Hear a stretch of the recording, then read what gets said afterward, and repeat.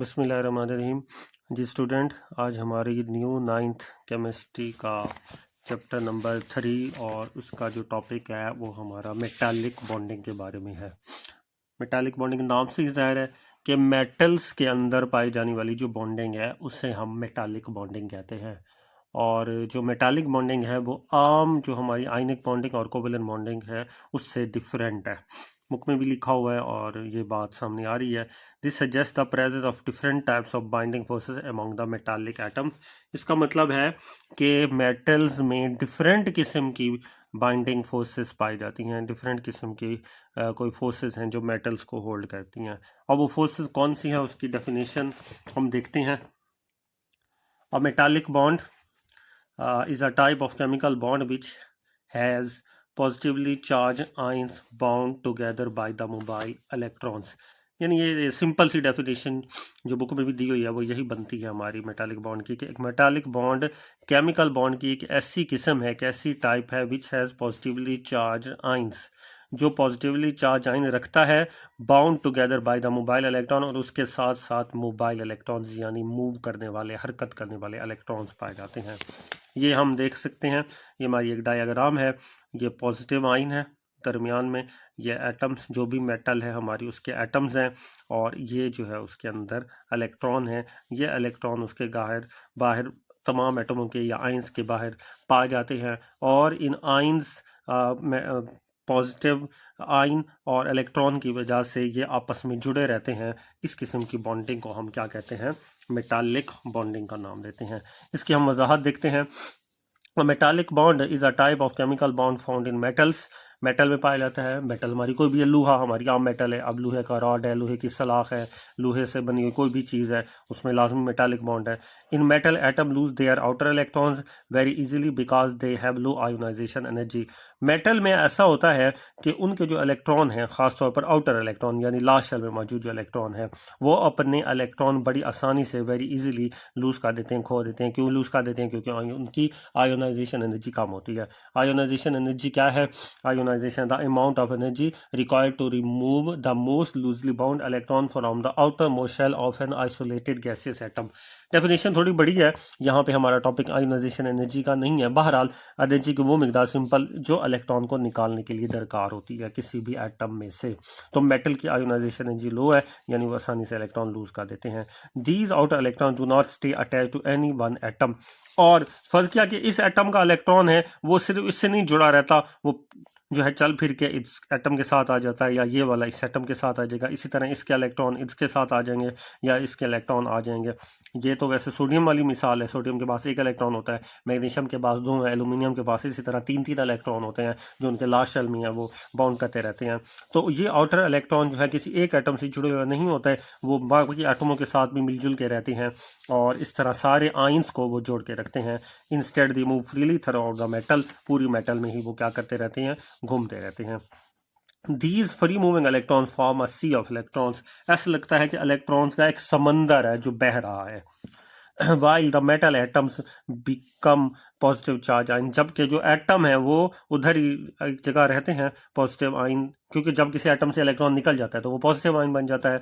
अब पॉजिटिव जो आइन है वो वहीं रहते हैं और इलेक्ट्रॉन इधर उधर घूमते रहते हैं जैसे एक समंदर बह रहा हो। इसको हम सी ऑफ इलेक्ट्रॉन कहेंगे। The attraction between the positively charge ions and the sea of mobile electron holds the metal atom together. इस तरह पॉजिटिव आइन और जो इलेक्ट्रॉन का सी है, सी ऑफ मोबाइल, घूमने वाले इलेक्ट्रॉन के दरमियान आपको पता है कि अपोजिट चार्जेस जो है वो अट्रैक्ट करते हैं, तो इनके दरमियान पाया जाने वाला जो बॉन्ड है या जो अट्रैक्शन है, this attraction is called a metallic bond, उसको मेटालिक बॉन्ड कहा जाता है। ठीक है, ये उसकी जो है डेफिनेशन है। जिन स्टूडेंट ने पूरा सवाल करना है तो उनके लिए ये एक्सप्लेनेशन भी ज़रूरी है, और सवाल अगर लॉन्ग में आ जाए तब तो ये लिखना पड़ेगा, और अगर लॉन्ग में ना आए, खाली शॉर्ट में आए, तो उसकी डेफिनेशन भी काफ़ी होती है।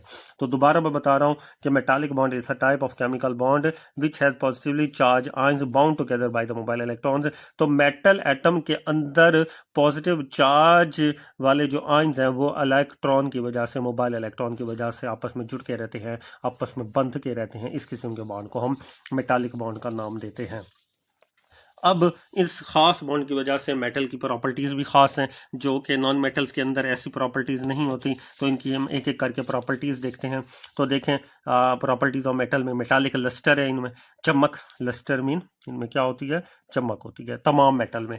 और अगर हमें चमक नज़र नहीं भी आ रही तो थोड़ा सा उसको रगड़ के देख लें मेटल को, थोड़ा सा लाजमी उसमें चमक आ जाएगी। लोहा है, जो सोना है, हमारे चांदी है, लाजमी वो चमकदार होती है। Metals have shiny because free electrons reflect light. और उसकी वजह क्या है, उसकी वजह है कि उसके अंदर जो मोबाइल इलेक्ट्रॉन है मेटल एटम के अंदर, वो क्या करते हैं, वो लाइट को, रोशनी को रिफ्लेक्ट करते हैं। जब रोशनी पड़ती है किसी मेटल पे तो वो रिफ्लेक्ट होकर आती है। अगर स्टूडेंट आप ये देखेंगे, वो तो लोहा तो आपको बेधब्बा नजर आएगा, वो उस पर मैल है, जब वो उसको चमक दे, रगड़ ले तो फिर चमक लाजमी आ जाती है। तमाम मेटल के अंदर मेटालिक चमक है, ये पहली प्रॉपर्टी है। मेटालिक लस्टर है।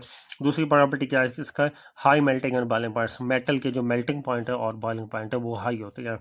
क्यों कि इनमें एक जो अट्रैक्शन की फोर्स है वो स्ट्रांग है। इलेक्ट्रॉन भी बहुत सारे हैं, आयन भी बहुत सारे हैं, अट्रैक्शन ज़्यादा है ना, रिस्ट्रिक्शन ज़्यादा है, तो उस बॉन्ड को तोड़ना, उस चीज़ को जो है पिघलाना मुश्किल होता है, इसलिए इनके मेल्टिंग और बॉइलिंग पॉइंट्स जो है वो हाई है।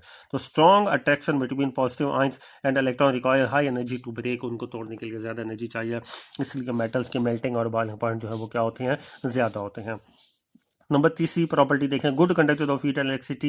ये इलेक्ट्रिसिटी और हीट के भी बहुत अच्छे कंडक्टर है। इसकी बिल्कुल सादे सी मिसाल है, फर्ज गया ये तो मेरे पास पेन है ना, ये पेन तो प्लास्टिक का बना हुआ है, अगर इसके एक सिरे को गर्म करें दूसरा सिरा इसका गर्म नहीं होगा, ठीक है, क्यों, क्योंकि ये प्लास्टिक है, ये मेटल नहीं है। लेकिन अगर मेटल की इसी तरह की रॉड हो या कोई सलाख हो, उसके एक आप कार्नर को, एक सिरे को गर्म करें तो दूसरा सिरा भी थोड़ी देर के बाद गर्म हो जाएगा। इसका मतलब है कि मेटल में से जो है वो हीट पास हो जाती है। तो इसी तरह करंट भी पास हो जाता है। मेटल के एक किस्म में करंट हो, और जितने भी हमारी वायरिंग की तारें हैं जो है वो मेटल्स की, किसी न किसी मेटल की ही बनी होती है। तो ये कंडक्टर, इस चीज़ को कंडक्टर कहा जाता है। हीट का गुजरना या इलेक्ट्रिसिटी का पास होना कंडक्टर होता है ये। तो good conductor of heat and electricity है। हार्ड एंड हैवी है तीसरी, चौथी प्रॉपर्टी।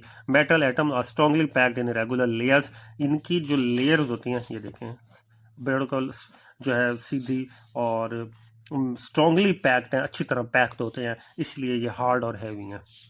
हैवी भी होते हैं, हार्ड भी होते हैं। उसके बाद अगली प्रॉपर्टी है इनकी मेलिएबिलिटी एंड डक्टाइलिटी। अब मेलिएबिलिटी और डक्टाइलिटी क्या है कि इनकी तारें भी बन जाती हैं और इनकी शीटें भी बन जाती हैं, ठीक है, ये है मेलिएबिलिटी और डक्टाइलिटी। तो metals can be shaped into sheets and wires because layers of atoms can slide over each other without breaking the bond. Bond नहीं टूटता, ये देखें, ये पिक्चर में दिखाया हुआ है कि अगर एक फोर्स लगेगा तो एक लेयर दूसरी लेयर से थोड़ी सी आगे चली जाएगी, लेकिन टूटेगा नहीं बॉन्ड। तो इस तरह मेटल्स को जो है वो शीटें भी बनाई जा सकती हैं, उनकी तारें भी बनाई जा सकती है। इस चीज़ को मेलिएबिलिटी और डक्टाइलिटी कहा जाता है। तारें बनाना और शीटें बनाना, मेटल्स की तारें भी बन जाती हैं और शीटें भी बन जाती है। अब एग्जांपल लिखते हैं थोड़ी सी। तो metallic bond in sodium metal, फिर मेटालिक बॉन्ड हम मैग्नीशियम मेटल में देखेंगे। सोडियम में देखें क्या होता है कि इन sodium metal each sodium atom releases one electron. एक इलेक्ट्रॉन रिलीज करता है, क्योंकि सोडियम का आपको पता है कि उसका एटॉमिक नंबर जो है वो कितना है, 11 है। उसके लास्ट शेल में जो है वो एक इलेक्ट्रॉन है, वही एक इलेक्ट्रॉन लूज करेगा, वो sodium atom become an positive ion बन जाएगा। तो metallic bond is not very strong because only one electron is contributed by each atom। तो सोडियम के अंदर जो है वो मेटालिक बॉन्ड ज़्यादा मजबूत नहीं है बाकी मेटल के मुकाबले में, क्यों, क्योंकि उसका एक इलेक्ट्रॉन है, वही एक इलेक्ट्रॉन होगा। तो therefore sodium has a low melting point, इसका मेल्टिंग पॉइंट लो है, ठीक है। और सोडियम का मेल्टिंग पॉइंट इतना लो है कि सोडियम बड़ी जल्दी जो है वो मेल्ट हो जाती है। तो सोडियम बल्कि उसको हम आम एटमॉस्फेयर में नहीं रख सकते, इंसान की टेम्परेचर पर भी मेल्ट होना शुरू हो जाती है, उसको कैरोसिन ऑयल में रखा जाता है, ठीक है। इस तो सोडियम का मेल्टिंग पॉइंट कम है क्योंकि एक इलेक्ट्रॉन है। मैग्नीशियम का मेल्टिंग पॉइंट ज़्यादा होगा। देखें in magnesium metal each magnesium atom releases 2 electron. इसके लास्ट शेल में 2 इलेक्ट्रॉन है, Mg2 पॉजिटिव आयन बनाता है। तो more free electrons create a stronger metallic bond, hence magnesium has a higher melting point than sodium. तो magnesium का melting point sodium के मुकाबले में जो है वो ज़्यादा है।